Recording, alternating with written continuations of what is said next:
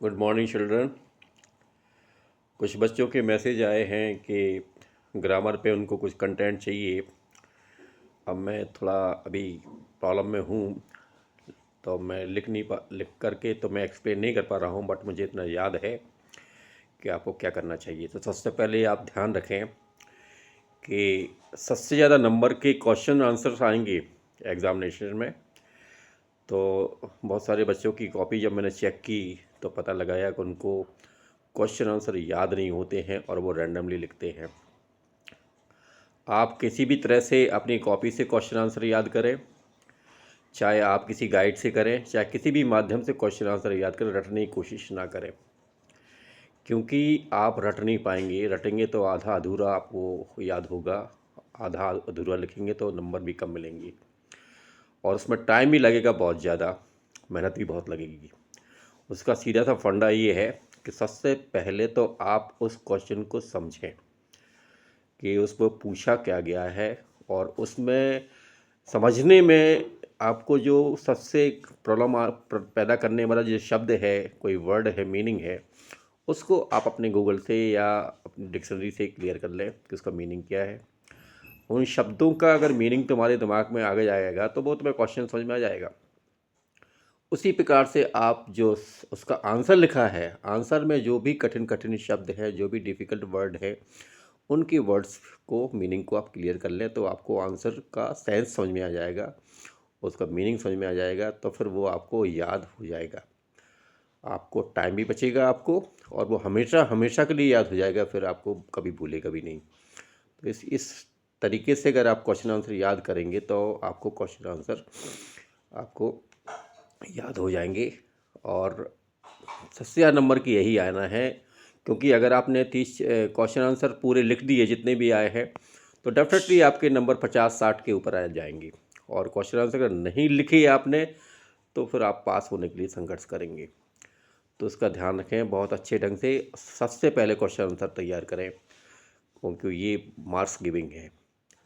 और ग्रामर में मैं बता दूं कि ग्रामर में अनलेस का प्रयोग करना है आपको। एक अनलेस का प्रयोग सीख लें, जैसे मैंने आपको बताया था कि अनलेस का प्रयोग, अनलेस का मतलब होता है यदि नहीं।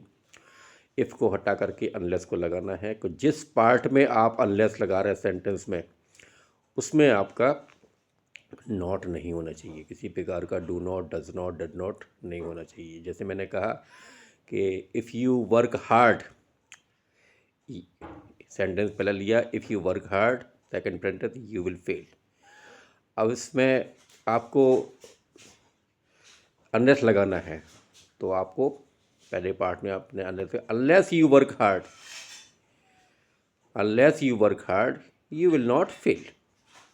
ठीक है ना। अब उसमें दोनों में बैलेंस कर लिया, इसमें नॉट लगा नहीं हुआ था, लेकिन नॉट नहीं लगा हुआ था तो फिर उसमें अनलेस लगा सकते हैं, कोई दिक्कत नहीं है, इसमें डू नॉट डज नॉट की आवश्यकता नहीं है। लेकिन अगर उसमें डू नॉट डज नॉट लगना कहीं लगा हुआ है तो फिर बाद में आपको वो हटा करके अनलेस लगाना है। अगर ऐसा दिया होता है if you do not work hard, तो इस कंडीशन में आपको डू नॉट हटा करके अनलेस लगाना था। ठीक है। तो एक अनलेस का प्रयोग कर लीजिए, एक एज सून एज का कर लीजिए। एज सून एज परीक्षा में आएगा। एज सून एज का मतलब क्या होता है, जैसे ही, जैसे ही का प्रयोग आपको करना है।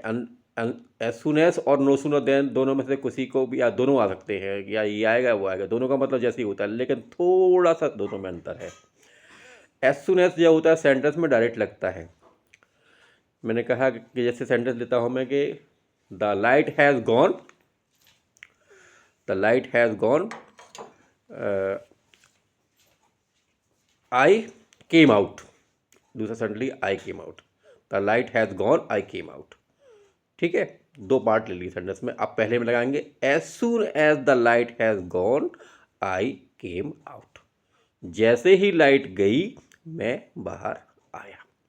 ठीक। अब इसी सेंटेंस में आपको नो सूनर देन लगाना है, तो आपको फिर बाद में करना, सबसे पहले आप नो सूनर लगाएंगे। नो सूनर लगाने के बाद अब रुक जाएं।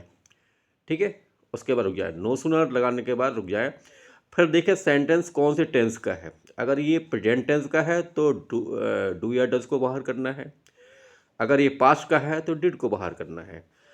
सिंगुलर सब्जेक्ट है तो डज को बाहर करना है, प्लूरल है तो डू को बाहर करना है, और पास्ट में अगर वर्ब दी गई है तो फिर डिड को बाहर करना है। तो इस सेंटेंस में क्या है, द लाइट हैज़ गॉन, ठीक है ना।